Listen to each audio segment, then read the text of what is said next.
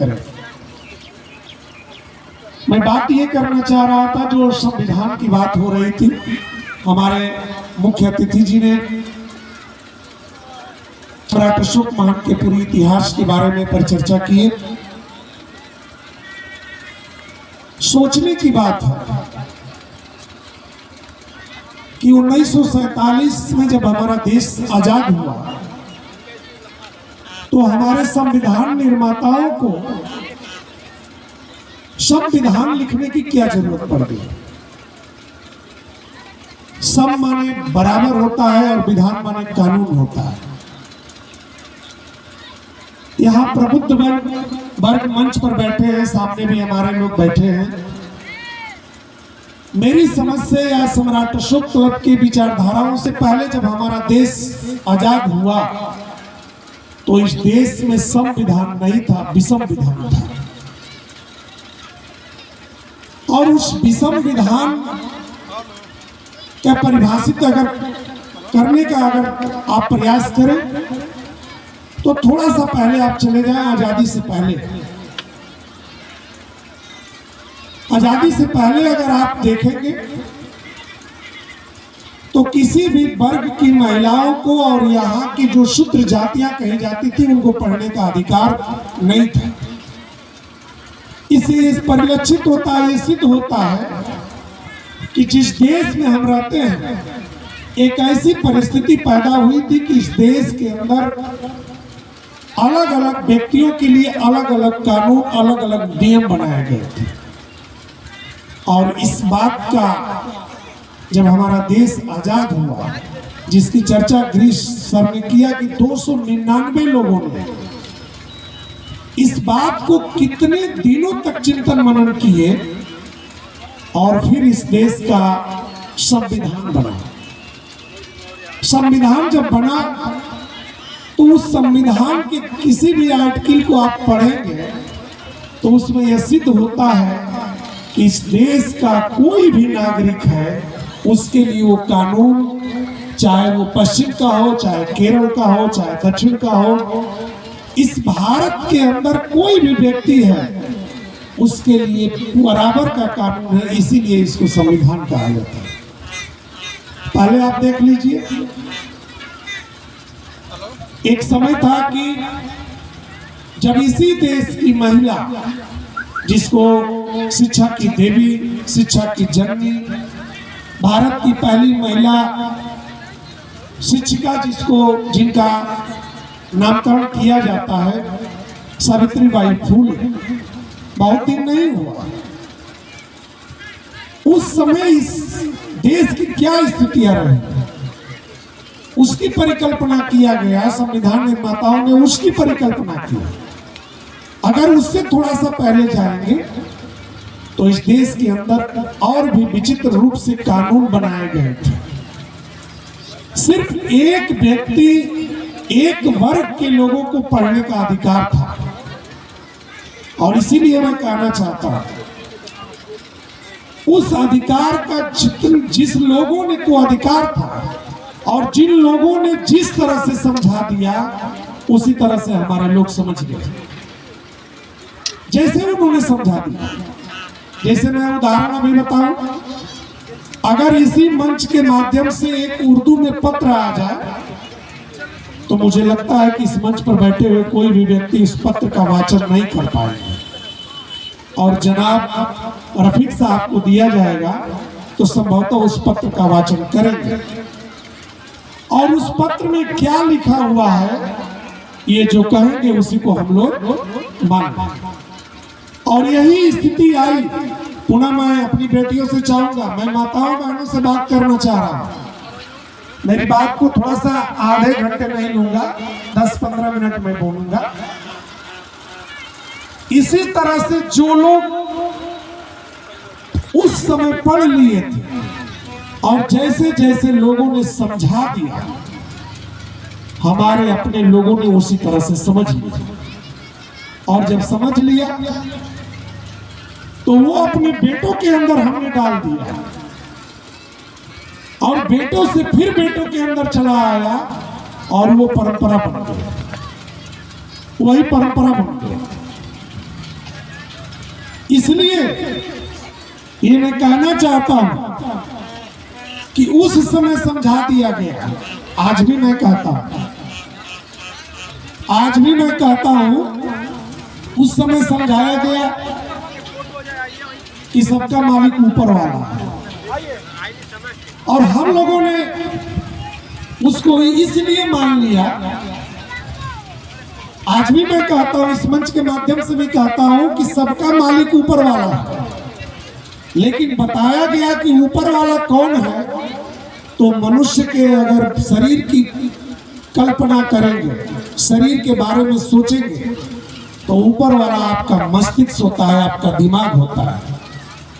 लेकिन जैसे ही लोगों ने, कुछ विषमतावादी विचारधारा के लोगों ने जब इस बात को सिद्ध कर ली कि इन लोगों के पास उस तरह का ज्ञान नहीं है, अगर हम कहेंगे कि सबका मालिक ऊपर वाला है, तो हम लोगों ने ऊपर देखना शुरू कर दिया, और जब ऊपर हम लोग देखना शुरू कर दिए, तो हम लोगों को विश्वास जो विधान पर होना चाहिए, जो कानून पर होना चाहिए, वो विधि के विधान पर चला गया, और विधि माने कानून होता है। लेकिन लोगों ने समझा दिया कि विधि माने भगवान होता है, विधि माने ईश्वर होता है, और इस ईश्वर के कानून को मान करके, ईश्वर की नियति को मान करके हम लोग पीढ़ी दर पीढ़ी उसको मानते चले गए।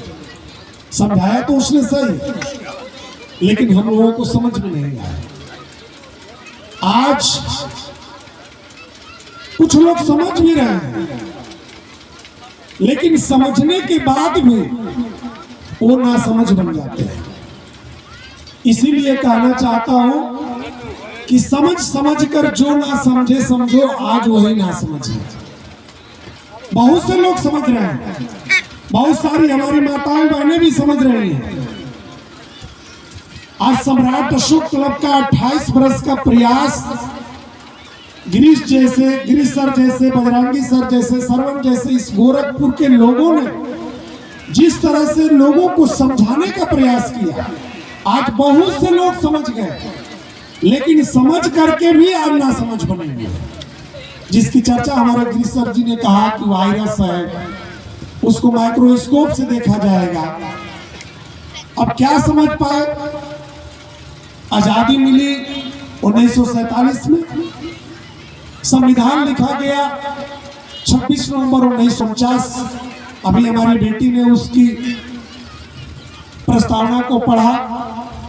हम भारत के लोग, और संविधान सभा में जाने वाला, विधानसभा में जाने वाला हर व्यक्ति, प्रशासनिक महकमे में नौकरी पाने वाला हर व्यक्ति, जब भी वो नौकरी की स्टार्ट करता है, विधानसभा में जाता है, संसद भवन में जाता है, तो वो संविधान की प्रस्तावना को पढ़ता है, और संविधान की जब प्रस्तावना को पढ़ता है तो वो बोलता है हम भारत के लोग, लेकिन फिर भी हिंदुस्तान बनाने की वो सपना देख लेता है।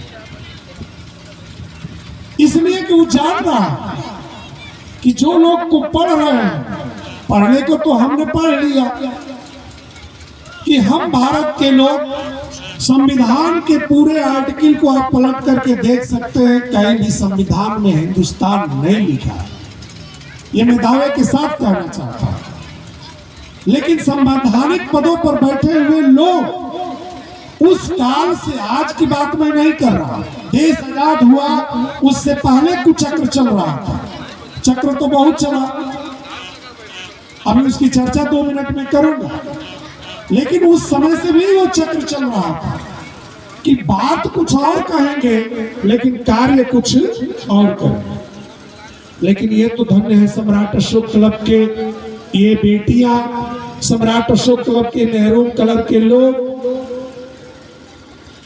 जिनको यह आंखें दे दिया सम्राट अशोक क्लब कि जय भारत और जय हिंदुस्तान कहने में कितना बड़ा फर्क है।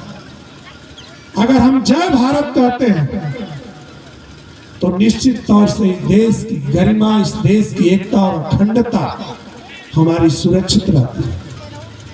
लेकिन हम लोगों को सिखाया क्या गया? बचपन से ही वही सिखाया जाए। और इसकी सूत्रधार मैं कहूंगा कि माता बहनें विशेष करके हमारे दो साथी मंच पर बैठे हैं जो विद्यालय संचालित करते हैं।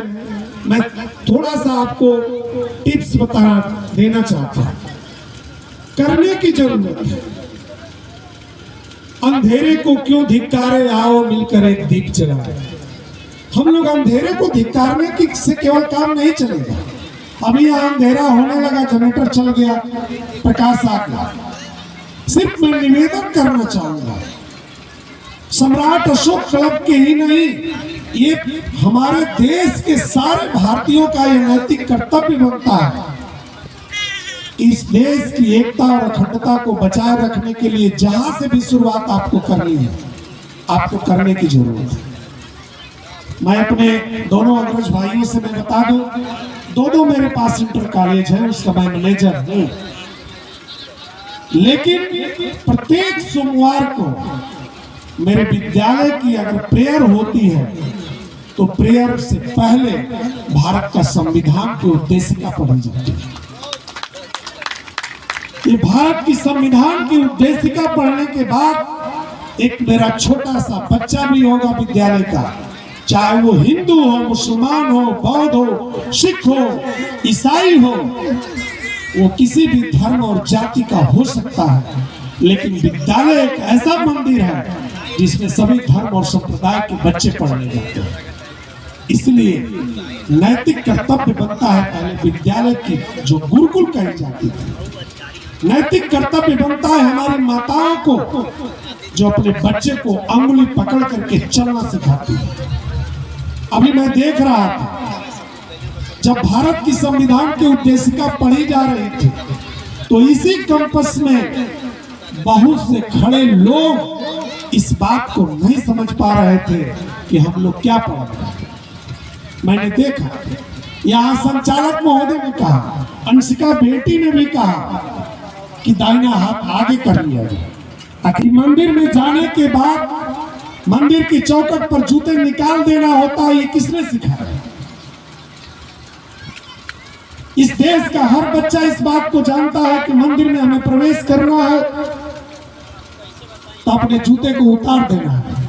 ये माताओं ने सिखाया, गुरुकुल ने सिखाया, विद्यालय ने सिखाया गया। मस्जिद में अगर नमाज पढ़ने जानी है तो हमें जूता निकाल देना है। लेकिन मैं पूछता हूं कि भारत का जब राष्ट्रगान होता है तो ये बोलना पड़ता है कि भारत का राष्ट्रगान गाया जा रहा है, 52 सेकंड के लिए आप सावधान हो जाओ, तब भी लोग सावधान नहीं होते।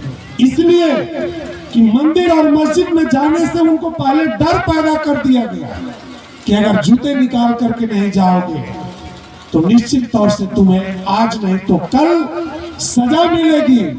अगर तुमको सजा मिल रही है तो इस जन्म का नहीं, उस जन्म का भी पाप की हो, उसकी भी सजा मिलेगी। ये सिखा दिया गया।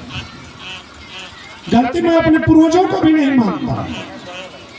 पूर्वज का मतलब मैं बहुत अपने अशोक और बुद्ध की नहीं बात करता। आप 100 साल पीछे चले जाएंगे, जनाब रफीक साहब बैठे हैं, या अपनी परिकल्पना कर लीजिए। मैं तो अपनी परिकल्पना करता हूं। मेरे माता और पिता दोनों पढ़े लिखे नहीं थे। उनको जो विषमतावादी मानसिकता के लोगों ने सिखा दिया, जो उन लोगों को बता दिया कि सुबह उठ करके क्या करना है, शाम को उठ के क्या करना है, चूंकि उनको राष्ट्रगान और राष्ट्रभक्ति नहीं बताया, जबकि यह मांग किया जा रहा है 28 वर्षों से। अभी हमारे मुख्य अतिथि महोदय चले गए, जिसकी चर्चा हमारे गिरीश सर ने कहा, हम सदियों से गुलाम बन गए, मानसिक गुलाम, धार्मिक गुलाम बन गए। इस मंच के माध्यम से मैं संविधान का सम्मान करते हुए कहना चाहता हूं कि भगवान कृष्ण का जन्म जेल में हुआ, लेकिन जेल में भगवान कृष्ण का मंदिर क्यों बनाई जाती है, संविधान का आर्टिकल किसी में नहीं लिखा हुआ। मैं पूछता साहब से, हर थाने में कृष्ण की जन्माष्टमी मनाई जाती है, संविधान के किस आर्टिकल में लिखा हुआ? किसी आर्टिकल में नहीं लिखा हुआ, क्योंकि उस पर बैठने वाला संवैधानिक पद पर बैठा हुआ व्यक्ति भारत का राष्ट्रीय चिन्ह अगर उसके सर पर या बेल्ट पर नहीं होगा तो वह असंवैधानिक होगा। इसलिए देश की एकता और अखंडता बचाए रखने के लिए हर पॉइंट पर हर लोगों को जागरूक होने की जरूरत है।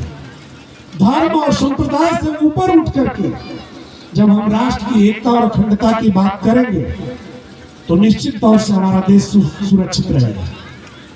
मैं एक बार यहाँ बैठी माताओं से पूछना चाहता हूँ, अभी बहुत दिन नहीं बीते, कर्नल सोफिया का नाम और विंग कमांडर ब्रोनिका सिंह का नाम आज विश्व पटल पर आ रहा है। मैं चाहता हूं कि उन दोनों बेटियों के लिए एक बार जोरदार तालियां होने सदन से। उन लोगों को आज सोचने की जरूरत है कि उन बेटियों को जाति और मजहब में क्यों बांटने का प्रयास कर रहे हैं, उन बेटियों को जाति में क्यों बांध रहे हैं। उसने तो बता दिया कि मैं भारत की बेटी हूं और जो उसका कर्तव्य बनता था उस काम को करके उसने दिखा दिया। लेकिन आज सोशल मीडिया पर चल रहा है, राष्ट्रीय ध्वज तिरंगा यात्रा निकाली गई, ये शासन के निर्देश से निकाला गया, लेकिन बहुत सारे सोशल मीडिया पर चल रहा है, आप लोग देख लीजिएगा। ऐसे ऐसे लोग हैं जो तिरंगा यात्रा निकाल रहे हैं और कंधे पर गदा लिए हैं और तिरंगा जो लेकर के चल रहे हैं उस तिरंगे से अपना मुंह पोंछ रहे हैं, अपना पसीना पोंछ रहे हैं। यही राष्ट्रवाद है क्या? यही राष्ट्रवाद है? किसी ने विरोध नहीं कर सकता। इसलिए आज लोकतंत्र में इन सारी बातों को जगाने की जरूरत है। मैं किसी को उस्काने के लिए नहीं कर रहा, लेकिन राष्ट्रवाद की बात करने वाले, तिरंगा की बात करने वाले, अगर तिरंगा का अपमान हो रहा है तो राष्ट्र का अपमान हो रहा है। उस दिन जब हो रहा था तो उस दिन ये हो रहा था कि पाकिस्तान में हम तिरंगा लहरा देंगे, तो जितनी दूर तक अगर तिरंगा हमारा सोफिया अगर फहरा देती हमारा देश वहां तक उसको कब्जा कर लेता। ये राष्ट्रीय ध्वज की देन थी। और राष्ट्रीय ध्वज को लोग क्या समझ रहे हैं? उसको रुमाल समझ रहे हैं, उसको पसीना पोंछने का सामग्री समझ लिए है। लेकिन निश्चित तौर से आज सोचने की जरूरत है कि उस राष्ट्रीय ध्वज का अपमान करने वाले लोगों पर कानूनी कार्रवाई होनी चाहिए। लेकिन कौन? भारतीय संविधान के आर्टिकल में है कि राष्ट्रीय ध्वज से ऊपर किसी धर्म का ध्वज नहीं रहे। लेकिन आज आप देख लीजिए, मैं किसी एक धर्म और जाति की बात नहीं कर रहा, तमाम लोग ऐसे मिल जाएंगे कि अपने धर्म ध्वज को ऊपर कर लेंगे और राष्ट्रीय ध्वज को नीचे कर देंगे। राष्ट्रीय ध्वज का संविधान कहता है, अभी हमारे कार्यकर्ताओं ने राष्ट्रीय ध्वज को उतार दिए। किसी भी राष्ट्रीय ध्वज जो फहरा दिया गया उसको सूर्यास्त से पहले उतर जाना चाहिए। ये सम्राट अशोक क्लब के लोग बारीकी से समझ रहे हैं, ये समझाने का प्रयास किया जा रहा है। इसलिए मैं अपनी माताओं बहनों से कहना चाहता हूं, अपने बेटे और बेटियों को धार्मिक बनाने से पहले राष्ट्रवाद की परिभाषा बताइए, राष्ट्रीयता की उसको बात बताइए, उसको मानवता बताइए। अभी जो बेटी इस बात को कह रही थी कि अगर दान करना है तो रक्तदान करिए, ये सम्राट अशोक क्लब के महरूम देश के लोग, कोई भी ऐसा जनपद नहीं है, उत्तर प्रदेश नहीं, 7 प्रांतों में कि जहां किसी की रक्त की जरूरत हो और महरूम क्लब वाले रक्त न दे। इस तरह की सोच पैदा करते हैं। ये राष्ट्रभक्ति, ये राष्ट्रवाद। हम जाति मजहब से ऊपर उठ करके बात कर रहे हैं। तो उस परिस्थितियों में हम लोगों को एक एक पॉइंट पर ध्यान देने की जरूरत है। मैं नहीं कहता हूं कि विरोध करने की जरूरत है, क्योंकि आपका समर्थन नहीं, हमारा समर्थन नहीं है, लेकिन जागरूक रहने की जरूरत है।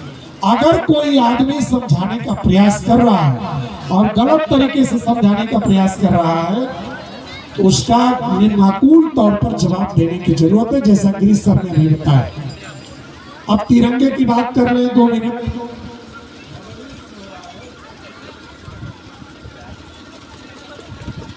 तिरंगे की बात करें, गिरीश सर जी आधा छोड़ दिए, मैं उसको पूरा कर देना चाह रहा हूं। पत्रकार बड़े भाई का मैं ध्यान आकृष्ट करना चाहूंगा।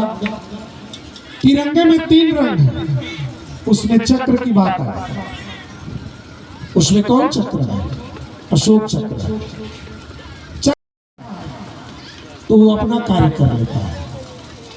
और एक चक्र है जो लोक कल्याण की बात करता है, और लोक कल्याण करने वाले चक्र को संविधान निर्माताओं ने उस तिरंगे में डाल दिया, क्योंकि वो जानते थे कि यह भारत वेलफेयर स्टेट की स्थापना करने के लिए संविधान बनाया गया, लोक कल्याणकारी राज्य की स्थापना के लिए भारत का संविधान बनाया गया।